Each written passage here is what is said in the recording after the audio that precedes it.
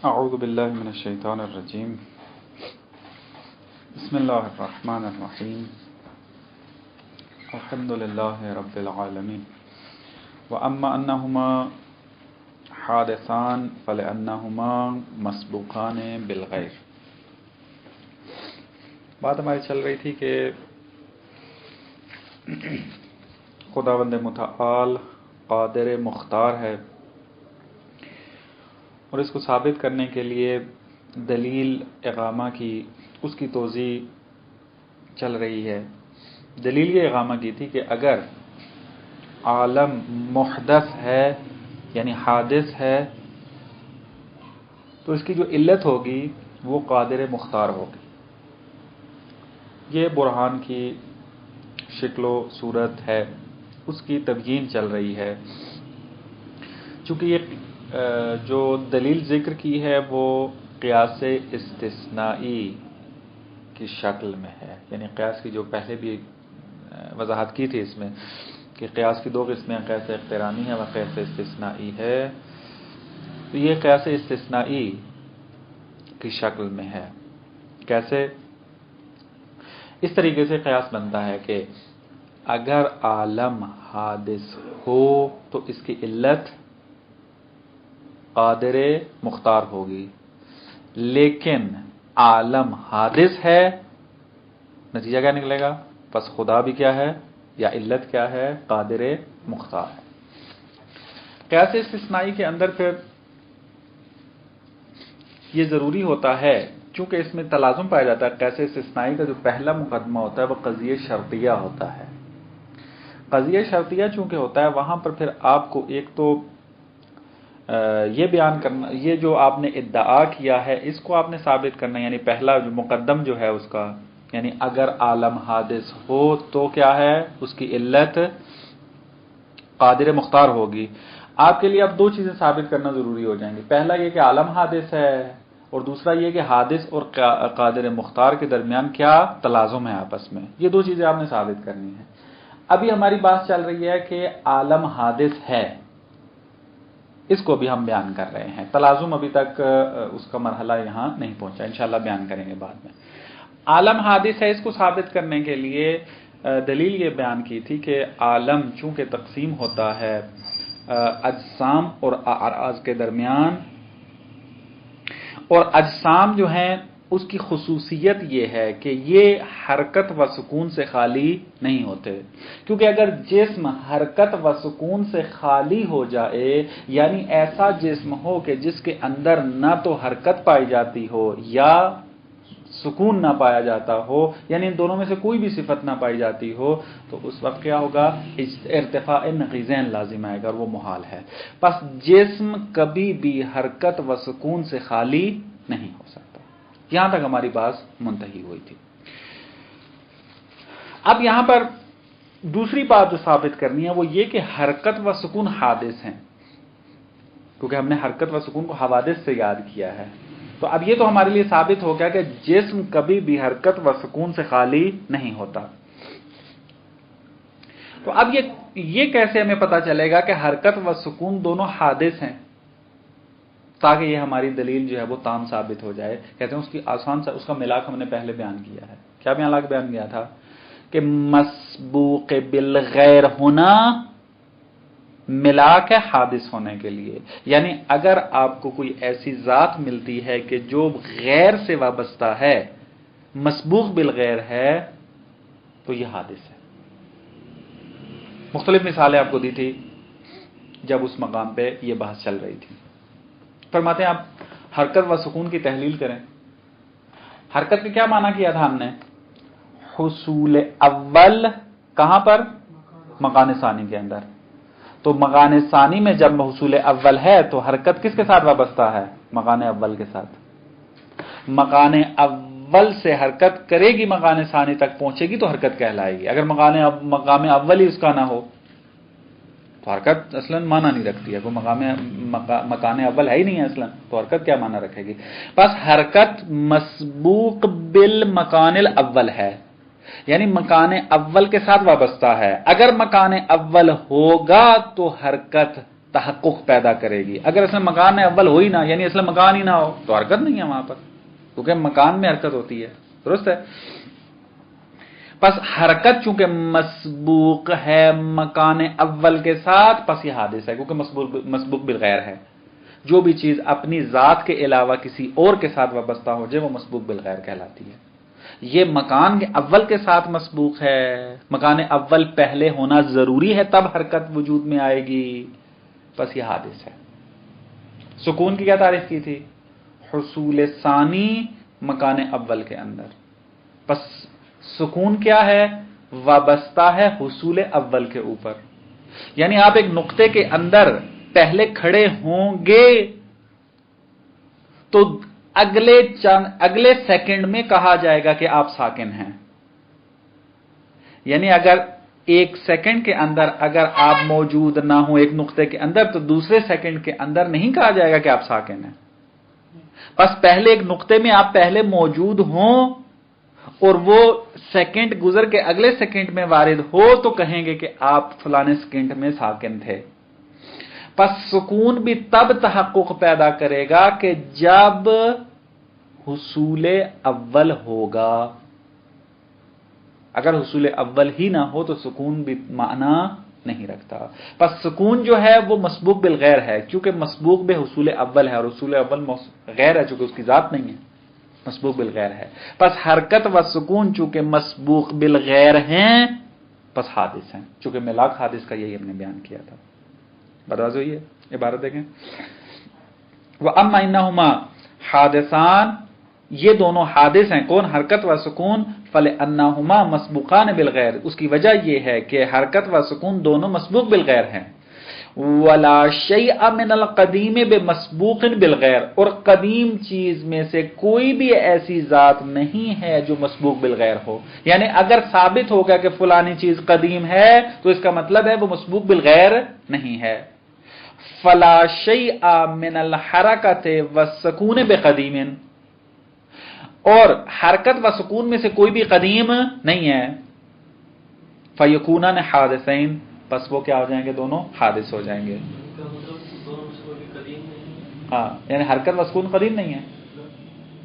یعنی آپ یوں کہیں کہ کیا نام ہے، ایسا نہیں ہے کہ جب سے زمانہ ہے حرکت و سکون ہے. یعنی ہمیشہ سے نہیں ہے، ازل سے نہیں ہے. قدیم چونکہ ازلی کہتے ہیں، قدیم کو خدا قدیم ہے. کیوں قدیم کہتے ہیں اس کو؟ چونکہ ازل سے ہے. حرکت و سکون ازل سے نہیں ہے. حرکت و سکون عالم مادہ کے بعد وجود میں آئے ہیں. جب عالم مادہ نہیں تھا حرکت و سکون تھی نہیں تھی، بس قدیم نہیں ہے. فَيَكُونَانِ حَادِثَيْنِ، بس یہ حادث ہیں. اِذْ لَا وَاسِطَةَ بَيْنَ الْقَدِيمِ وَالْحَادِثِ، چونکہ حادث اور قدیم میں کوئی واسطہ نہیں ہے کہ اگر آپ کہیں کہ حرکت و سکون نہ قدیم ہے نہ حادث ہے، نہ یہ نہیں کہہ سکتے. خوب، یہ ایک مطلب ہو گیا. اب مزید وضاحت کے لیے اب یہ بھی تبیین کرتے ہیں تاکہ کوئی پہلو بحث کا تشنا نہ رہ جائے. شارح کہتے ہیں کہ ہم نے یہ کہا کہ حرکت و سکون حادث ہیں چونکہ مسبوق بالغیر ہیں. اب دلیل لے کر آتے ہیں مسبوق بالغیر کیسے ہیں، اس کی وضاحت کرتے ہیں کہ اما انہما مسبوقان بالغیر، مسبوق بالغیر ہیں.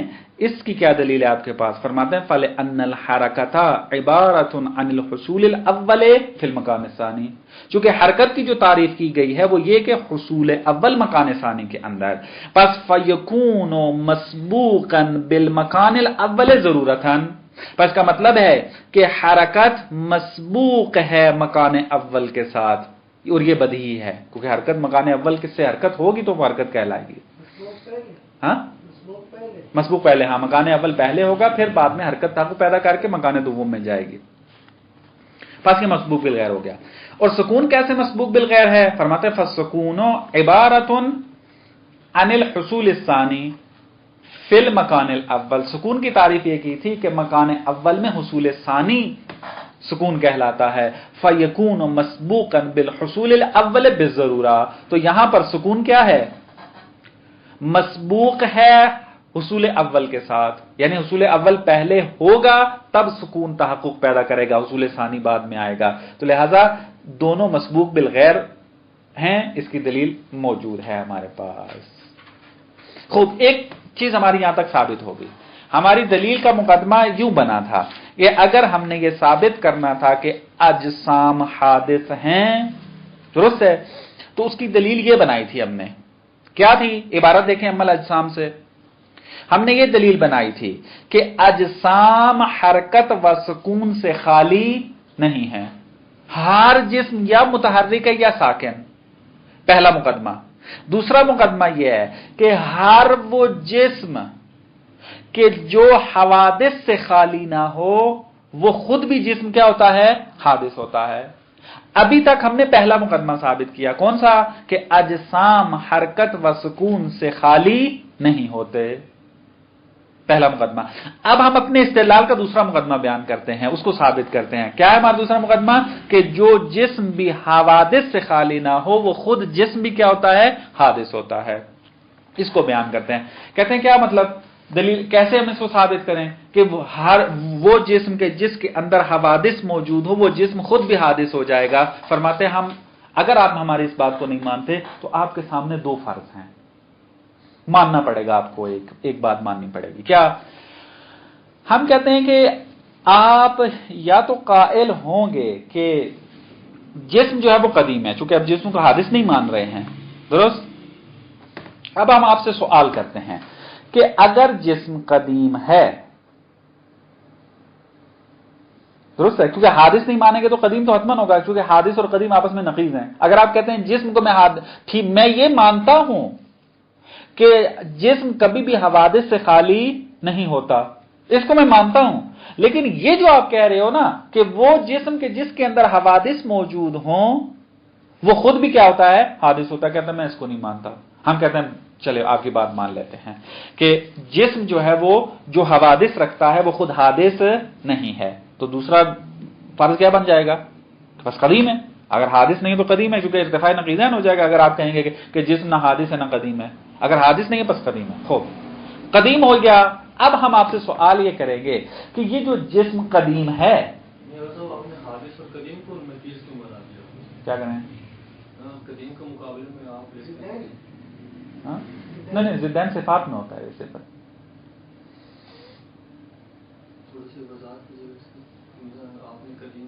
हादिस और कदीम ये आपस में नकीज़ैन है, क्योंकि हादिस की नकीज़ बनेगी ला हादिस, अदम हादिस, और अदम हादिस का लाजिमा क्या है? कदीम है। जैसे इंसान की नकीज़ क्या होगी? ला इंसान, दुरुस्त है। ला इंसान का फिर लाजिमा क्या निकल जाएगा? मसलन कोई और मिसदाक आप उसमें लेकर आ, मतलब अदम आ जाएगा, अदम इंसान मसलन आ जाएगा, दुरुस्त है। इसी तरीके से आप कोई भी चीज लेकर आते हैं, हर चीज की नकीज उसका रफ होता है, लेकिन बाज़ औक़ात उसके रफ की जगह वो मिसदाक जिक्र कर दिया जाता है। हादिस की नकीज ला हादिस है, और ला हादिस का मिसदाक क्या है? कदीम होना है, यानी जो हादिस नहीं है क्या है? वो कदीम है। चूंकि दरमियान में वास्ता नहीं है, ये रंगों की तरह नहीं है कि स्याही सफेदी नहीं है तो सब्जी निकल आएगी बीज में से, तो हादिस और कदीम नहीं होगा तो क्या होगा? अजसाम या हादिस है या कदीम है, दो हालतों से खाली नहीं है। खूब, फरमाते हैं कि अगर जिस्म कदीम हो तो हम आपसे ये सवाल करते हैं कि इसके अंदर जो मौजूद हरकत व सुकून है वो हमेशा से जिस्म के साथ है या नहीं है? बात समझ में आई है? अगर आप कहते हैं कि जिस्म कदीम है और इसके अंदर जो हरकत या सुकून मौजूद है वो भी हमेशा क्या है? इसी के साथ है, यानी जब से जिस्म है हरकत या सुकून भी उसके साथ है, तो लाजिम क्या आएगा? कि जिनको आपने हादिस फर्ज किया था वो क्या निकले? कदीम। क्योंकि फर्ज क्या बन रहा है? जिस्म कदीम है, क्योंकि हादिस तो आपने माना नहीं है, खुद जिस्म कदीम है। आया जिस्म अपने अंदर हमेशा से हरकत व सुकून रखता है या नहीं रखता? दो ही हैं, या कहेंगे रखता है या कहेंगे नहीं रखता। अगर आप कहते हैं कि हरकत व सुकून हमेशा से जिस्म रखता है तो इसका मतलब है जिस्म अगर कदीम है तो हरकत व सुकून भी फिर कदीम हो जाएंगे, चूंकि जब से जिस्म है हरकत व सुकून है, जिस्म तो कदीम से है तो हरकत व सुकून भी क्या हो जाएंगे? कदीम हो जाएंगे। बस ताली फासिद लाजिम आ रही है। अभी हमने बुरहान से साबित किया है कि हरकत व सुकून हादिस हैं, चूंकि मसबूक बिल गैर हैं, लेकिन आपके इस फर्ज के मुताबिक क्या है? वो कदीम होना लाजिम आ रहे हैं। خوب وہ کہتا ہے اچھا تو میں یہ نہیں مانتا، میں کہتا ہوں کہ جسم قدیم ہے لیکن حرکت و سکون ہمیشہ سے اس کے ساتھ نہیں ہے، تاکہ تالیف حاصل لازم نہ آئے. بات واضح ہو رہی ہے نا؟ خود یہاں پہ کیا لازم آئے گا؟ یہاں پہ لازم آئے گا، یہاں بھی تالیف حاصل لازم آ رہی ہے کہ جسم حرکت و سکون سے خالی ہو رہا ہے.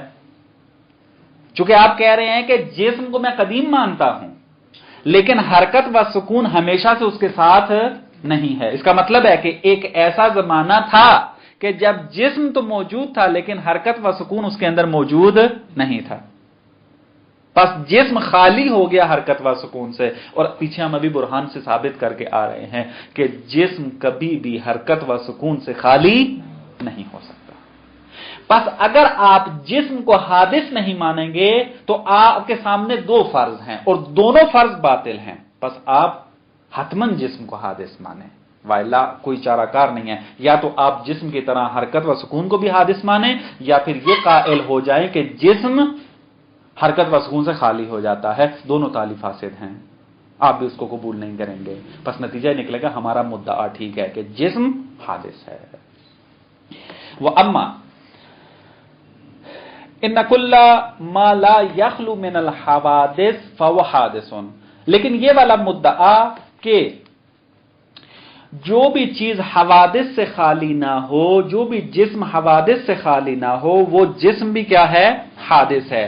اس کی کیا دلیل ہے؟ کہتے ہیں فَلِأَنَّهُ لَوْ لَمْ يَكُنْ حَادِثًا، اگر جسم حادث نہ ہوا لَكَانَ قَدِيمًا، تو جسم کو قدیم ہونا چاہیے تھا، چونکہ حادث اور قدیم جو ہے وہ نقیضین ہیں.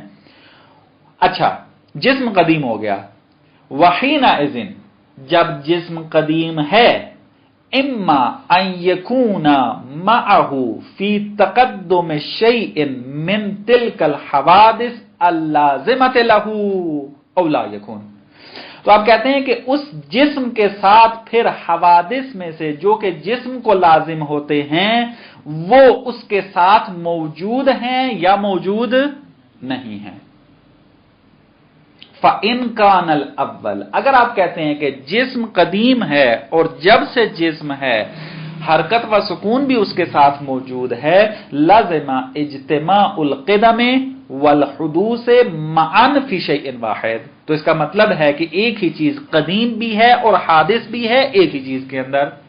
یعنی حرکت و سکون حادث بھی ہیں چونکہ مسبوق بالغیر ہیں، قدیم بھی ہیں چونکہ جسم کے ساتھ ہمیشہ سے ہیں، اور جسم جو کہ قدیم ہے وہ محال. یہ نہیں ہو سکتا کہ ایک ہی چیز حادث بھی ہو اور قدیم بھی ہو. یہ اجتماع نقیض لازم آ جائے گا. وَإِنْ كَانَ الثَّانِي، اگر کوئی آ کر کہتا ہے کہ نہ جسم تو قدیم ہے لیکن حرکت و سکون ہمیشہ سے اس کے ساتھ نہیں ہے، تو یلزم بطلان ما علم بالضرورہ، تو پھر وہ چیز باطل ہو جائے گی کہ جس کو ہم نے دلیل کے ساتھ ثابت کیا ہے، جس کو ہم نے ضرورتاً ثابت کیا ہے، جان لیا ہے ہم نے اس کو دلیل کے ساتھ. وہ کیا ہے؟ وَهُوَ امتناع انفکاک الحوادث عنہ، اس بات کو ہم نے دلیل کے ساتھ ثابت کیا ہے کہ محال ہے کہ جسم حادث سے خالی ہو جائے، نہیں ہو سکتا. وَهُوَ محال، اور یہ محال ہے. بس آپ کو جسم حادث ماننا پڑے گا. بس ہمارا استدلال کا ایک مقدمہ تمام ہو گیا. عالم حادث ہے، اور عالم چونکہ دو قسم کے وجود رکھتا ہے، بعض وجود اجسام ہیں اور بعض اعراض ہیں. جسم کے حوادث کو ہم نے ثابت کر دیا. اب مرحلہ آتا ہے عوارض کا. عوارض کیا چیزیں تھی؟ حالات وجود. آسانی سے اگر یاد کرنا ہے اعراض کو، حالات وجود، کیفیات وجود، جو بھی آپ مثلا تعبیر ذہن میں بٹھانے کے لیے رکھنا چاہتے ہیں وہ ذہن میں رکھ لیں. حالات وجود زیادہ بہتر ہے. جیسے مثال دی تھی آپ کو، رنگ وجود کے اعراض میں سے ہے، خوشی غمی وجود کے اعراض میں سے ہے. درست ہے؟ کہتے ہیں اعراض. خوب جسم کو جب ہم نے ثابت کر دیا کہ یہ حادث ہے تو اعراض کو حادث ثابت کرنا کو مشکل نہیں ہے، انتہائی آسان ہے. کیوں؟ اس کی وجہ یہ ہے کہ اعراض کی خصوصیت ہے کہ یہ کبھی بھی جسم کے بغیر تحقق پیدا نہیں کر سکتے. یعنی آپ ایسا کوئی رنگ نہیں دکھا سکتے کہ جو جسم کے ساتھ نہ ہو. آپ کوئی ایسی خوشی والی حالت نہیں دکھا سکتے جو کسی جسم کے ساتھ نہ ہو. پر واضح ہے؟ بس اعراض چونکہ محتاج ہیں جسم کے، اور احتیاج کس کی خصوصیت ہے؟ قدیم کی یا حادث کی؟ ممکن الوجود ہے. ممکن الوجود حادث ہوتا ہے. بس اعراض اس طریقے سے حادث ہو جاتے ہیں. آسان ہے. روشنی، ہاں. اس کی روشنی، نور ٹھیک ہے، اپنے ظہور کے لیے محتاج ہے دیوار کی، لیکن خلا میں بھی تو ظاہر ہے. نور وجود میں آتا ہے. یہ اس کا وجود نورانی ہے. مثلا ایک وجود ہے، یہ وجود نورانی ہے. ہاں، روشنی ایک عارضہ نہیں، عارض میں سے نہیں. وہی نا، اگر آپ اس کو عارض میں سے لیں گے تو پھر یہ حتمن اور حتمن وجود اس کے ساتھ آپ یہ کہیں گے کہ یہ ایسا وجود ہے جو نورانی ہے. درست ہے؟ وائلا آپ کو جسم لینا پڑے گا. نور کیا ہے؟ جسم میں سے ہے، وجود ہے، یہ عوارض وجود میں سے نہیں ہے.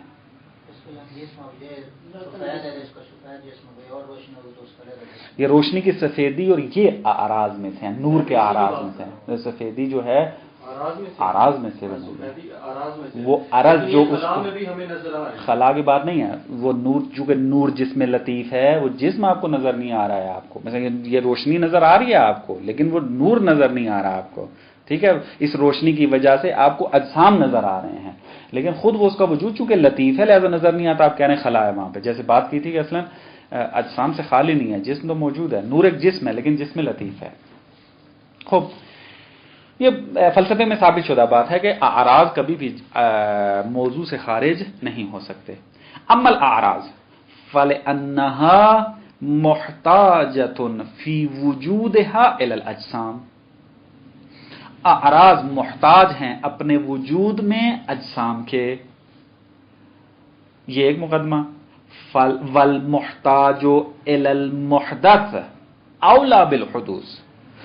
جو ذات محدث کی محتاج ہو وہ خود بھی کیا ہوتی ہے؟ وہ بہتر حادث ہے. کیونکہ جب جسم ایک زمانہ تھا نہیں تھا، بعد میں وجود میں آیا ہے، تو اس کی عرض کیسے قدیم ہو سکتی ہے؟ یعنی آپ کے اندر جو خوشی موجود ہے وہ آپ کے ساتھ وابستہ ہے. تو آپ ہی مثلا کائنات خلق ہونے کے پتہ نہیں کتنے ملین سال بعد آئے ہیں، تو آپ کی خوشی کیسے قدیم ہو سکتی ہے؟ تو آپ کی خوشی بھی آپ کے ساتھ ہی وجود میں آئی ہے. بس جب اعراض محتاج ہیں جسم کے، اور جسم حوادث ہیں، ان میں سے ہیں، حادث ہے، بس کے اعراض کیا ہیں؟ خود بخود حادث ہوں گے. اس کو ثابت کرنے کی بھی ضرورت نہیں ہے. خوب، یہ بات تھی ہماری یہاں تک کہ عالم حادث ہے، جسم بھی اور اعراض بھی. اب آتے ہیں تلازم کی طرف. کیا تلازم ہے؟ حوادث کے درمیان عالم کا حادث ہونا اور خدا کا قادر مختار ہونا. کیا اس کے اندر تلازم ہے؟ یہ اصل برہان ہے ہمارا. یہاں سے مطلب سمجھ میں آ گیا خدا قادر مختار کیسے برہان حدوث سے ثابت ہوتا ہے. خب میں ایک اور تذکر آپ کو دے دیتا ہوں پہلی بات کی طرف. ہم نے کیا کہا تھا؟ فرق جب بیان کیے تھے قادر مختار کے درمیان اور فاعل موجب کے درمیان. کیا فرق بیان کیا تھا؟ ایک فرق اس میں سے یہ تھا کہ قادر مختار اس فاعل کو کہتے ہیں کہ فاعل تو ہو لیکن ممکن ہے فعل اس کا کیا ہو جائے؟ بعد میں آ جائے. میں فاعل مختار ہوں، میں اگر گفتگو کرنا چاہتا ہوں، گفتگو کرنا ایک فعل ہے، تو اب ممکن ہے کہ میں موجود ہوں، فاعل مختار ہوں، لیکن میرا فعل چند منٹوں کے بعد صادر ہو، مجھ سے تأخر ہو جائے، فاعل سے تأخر ہو جائے، متأخر ہو جائے. فاعل مختار کی خصوصیت یہ ہے کہ فعل ہمیشہ فاعل کے ساتھ ہونا ضروری نہیں ہے. ممکن ہے فاعل ہو، فعل کچھ دیر کے بعد آ جائے. یہ فاعل مختار کی خصوصیت ہے. لیکن فاعل موجب کی کیا خصوصیت بیان کی تھی؟ موجب یعنی مجبور جو ہے، جیسا کہ آگ ہے. کیا خصوصیت تھی؟ کہ جیسے ہی فاعل موجب موجود ہوگا اس کا فعل بھی اس کے ساتھ ہوگا. یعنی آپ نہیں دکھا سکتے ایسا فاعل موجب آگ کی طرح کہ جو فاعل تو ہو لیکن اس کا فعل چند منٹوں کے بعد آئے. آگ جلے 5 منٹ کے بعد حرارت دینا شروع کرے. درست ہے. سورج نکلے روشنی جو ہے 10 منٹ کے بعد آئے. نہیں ہو سکتا. فاعل موجب اس فاعل کو کہتے ہیں کہ جس کا فعل اس کے ساتھ ہمیشہ ہوتا ہے. اصلا انفکاک ناممکن ہے فعل اور فاعل کے درمیان فاعل موجب میں، لیکن فاعل مختار میں فعل اور فاعل کے درمیان انفکاک ممکن ہے. خوب، جب یہ مقدمہ واضح ہو گیا اب آتے ہیں. ہم نے کیا ثابت کیا کہ عالم حادث ہے. درست. اب اس کی جو علت ہے، ہم یہ کہنا چاہتے ہیں کہ اس کی علت فاعل مختار ہے. اس کا حدوث یہ کہہ رہا ہے کہ علت جو ہے وہ فاعل مختار ہے. کوئی اگر کہتا ہے کہ نہیں میں عالم کو حادث مانتا ہوں لیکن اس کی علت کو فاعل مختار نہیں مانتا، قادر مختار نہیں مانتا، تو ہم کہتے ہیں پھر آپ کو پھر 2 فرض آپ کے سامنے ہیں، ان میں سے کسی ایک کو ماننا پڑے گا. کیا لازم آئے گا؟ اگر عالم حادث کو مانے لیکن علت کو قادر مختار نہ مانے، اس کا لازمہ یہ آئے گا کہ خدا کیا ہے؟ حادث ہے. خدا حادث ہے. کیوں؟ کیونکہ وہ کہہ رہا ہے کہ قادر مختار نہیں مانتا، میں عالم کو حادث مانتا ہوں. اس کا مطلب کیا ہے کہ فاعل مختار میں فاعل موجب ہے. درست ہے. تو فاعل موجب اگر ہو جائے گا تو ایک اور جو تالیہ فاصل لازم آتی ہے وہ یہ کہ پھر عالم کو قدیم ماننا پڑے گا. اگر خدا کو حادث نہیں ماننا، خدا کو قدیم ماننا ہے، لیکن اس اللہ کو، اس علت کو تم نے قدیم مانا ہے نا. ایک فرق یہ تھا، دو فرض لازم آئیں گے کہ اگر آپ نے علت کو، خدا کو قادر مختار نہیں ماننا تو 2 فرض ہیں. یا تو عالم قدیم ہو جائے گا چونکہ خدا فاعل موجب ہے. قادر تو نہیں مان رہے نا آپ، اس کو مختار نہیں مان رہے، اس کو موجب مان رہے ہیں. موجب کی صفت کیا ہے کہ فاعل جب بھی فاعل ہوگا فعل اس کے ساتھ ہوگا. تو خدا جب سے ہے پھر عالم بھی کیا ہونا چاہیے؟ اس کے ساتھ ہونا چاہیے. بس اگر اللہ قدیم ہے تو پھر عالم بھی کیا ہونا چاہیے؟ قدیم ہونا چاہیے. حالانکہ ہم پہلے برہان سے ثابت کریں گے کہ عالم کیا ہے؟ حادث ہے. یا پھر آپ کیا کریں؟ عالم کی طرح خدا کو بھی حادث مان لیں. مشکل حل ہو جائے گی. تو مشکل حل تو نہیں ہوگی، مشکل بڑھ جائے گی. عالم کو قدیم ماننے میں اتنی مشکل نہیں ہے جتنا اللہ کو حادث ماننے میں مشکل ہے. بس خدا قادر مختار ہے. اور واضح ہوئی ہے عبارت، دیکھیں مطلب اور واضح ہو جائے گا. اما بیان الدعوی الثانیہ، دعویٰ ثانیہ ہمارا کیا تھا کہ تلازم پایا جاتا ہے کہ اگر عالم حادث ہوا تو قادر مختار ہوگا. اس کی علت قادر مختار ہوگی. فہوا، دعویٰ ثانی یہ ہے کہ ان المحدث لما اتصف ماہیتہ بالعدم تارۃ وبالوجود اخرى کان ممکنا. محدث، یہ محدث ہونا چاہیے. آپ کے پاس اعراب تو نہیں لگا ہوا؟ ہاں محدث ہے. محدث کی خصوصیت کیا ہے کہ اس کی ماہیت کبھی عدم سے متصف ہوتی ہے اور کبھی کیا ہوتی ہے؟ وجود کے ساتھ متصف ہوتی ہے. مثلا محدث انسان کبھی موجود ہے کبھی معدوم ہے. تو جس کی خصوصیت یہ ہو وہ محدث کہ جو کبھی موجود ہو اور کبھی معدوم ہو، کانا ممکنہ، تو وہ ممکن الوجود ہوتا ہے. ہم نے ممکن کی صفت یہی بیان کی تھی کہ یہ متساویت النسبہ ہوتا ہے. اس کو چاہو تو وجود دے دو، چاہو تو عدم دے دو، اس کے لیے کوئی مشکل نہیں ہے. بس اگر کوئی ماہیت موجود اور معدوم ہو سکتی ہے تو اس کا مطلب ہے وہ ممکن ہے. اور ممکن کی خصوصیت کیا ہے؟ فَيَفْتَقِرُ إِلَى الْمُؤَثِّرِ، بس وہ مؤثر کی محتاج ہے. فَإِنْ كَانَ مُخْتَارًا، اگر اس ممکن کی علت مختار ہو، فَهُوَ الْمَطْلُوب، تو یہ ہمارا مطلوب ہے. ہم یہی ثابت کرنا چاہتے ہیں کہ اس ممکن عالم ایک ممکن ہے، اس کی علت مختار ہے، درست ہے؟ تو یہ تو ہمارا مطلب ثابت ہو جائے گا۔ وَإِن كَانَ مُوجَبًا، لیکن آپ کہتے ہیں نا، یہ ممکن الوجود ہے، اس کی علت فاعل مختار نہیں ہے بلکہ کیا ہے؟ موجب ہے۔ لم يتخلف اثرہ عنہ، تو فاعل موجب کی خصوصیت کیا ہے؟ کہ فعل کبھی بھی اس سے تخلف نہیں کرتا، فعل ہمیشہ فاعل کے ساتھ ہوتا ہے۔ نتیجہ کیا نکلے گا؟ فَيَلْزَمْ قِدَمُ اثرہ، اس کا مطلب ہے کہ پھر اس فاعل موجب کا جو فعل ہے وہ قدیم ہوگا، یہ لازم آ جائے گا۔ لیکن ثبت حدوث ہو، لیکن ہم نے کیا ہے؟ اس کے حدوث کو ثابت کر دیا ہے، بس یہ والا فرض تو آپ نہیں مان سکتے۔ فَيَلْزَمْ حُدُوثُ مُؤَثِّرِهِ لِلتَّلَازُمِ، یا پھر آپ یہ مانیں کہ چونکہ جسم حادث ہے، چونکہ عالم حادث ہے، چونکہ عالم ممکن ہے، پس اس کی علت بھی کیا ہو؟ حادث ہو۔ جس طریقے سے میں حادث ہوں، میری علت مثلا میرے والدین وہ بھی کیا ہیں؟ حادث ہیں۔ یا پھر یوں مانو آ کر فرماتے ہیں کہ فَيَلْزَمْ حُدُوثُ مُؤَثِّرِهِ، پس لازم آئے گا کہ علت کیا ہے؟ وہ کیا ہو جائے؟ حادث ہو جائے، للتلازم، چونکہ تلازم موجود ہے۔